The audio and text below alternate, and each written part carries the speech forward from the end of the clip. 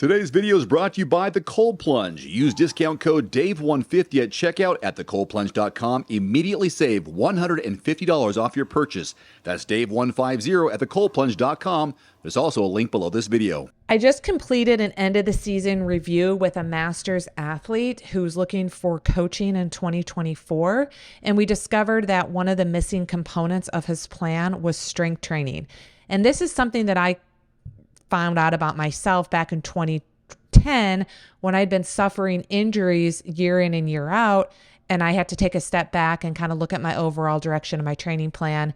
And the thing that was missing was strength and mobility. And once I started incorporating that into my training year round, I started becoming a more resilient athlete with less injuries.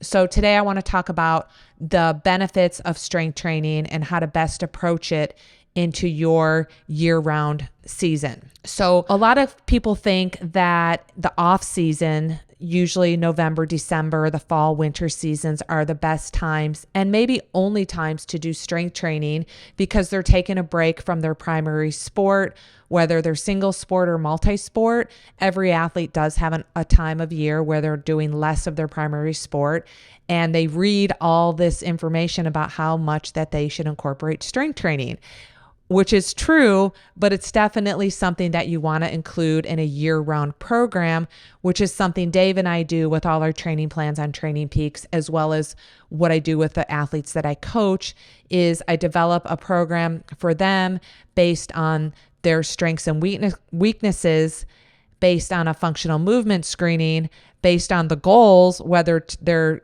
goal is to increase overall strength, weight maintenance, improve muscle mass, which is hypertrophy, or just increase some power in their primary sport. We develop a plan around the phases of training. So there's a plan during the off season, and then we manipulate some variables such as what movements, number of sets, number of reps they're doing as they start their foundation or base season. And then that changes as they get into the building phase, as they're doing more sport specific training in their primary sport. We do more specific strength training to complement that. And then we go more into a maintenance mode as they're getting ready for races and they're in that race season where they don't need to be developing muscle mass and they've already developed the maximal strength that they're going to get for the season. When we just try to maintain that and keep the focus on the core between your shoulders and hips, front and back. And then we also make sure we're doing the proper recovery with nutrition. When you start a strength training program, you may have different nutritional needs, an increase in protein intake, especially if one of your goals is to increase muscle mass. You're not going to increase muscle mass unless you're eating the appropriate amount of protein and carbohydrates to complement the strength training you're doing in the weight room.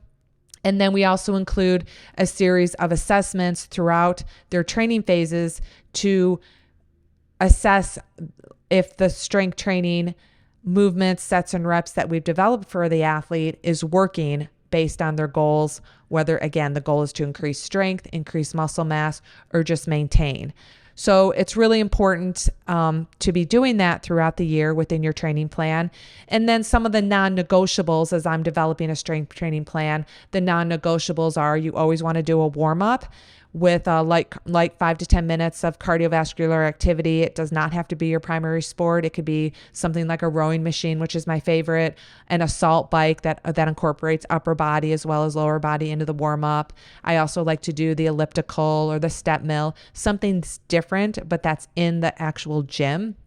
And then I get off during my warm-up. I do mobility and stability movements. And that's, again, kind of part of my warm-up where I'm targeting mostly my hips, my core, front and back, and my shoulders.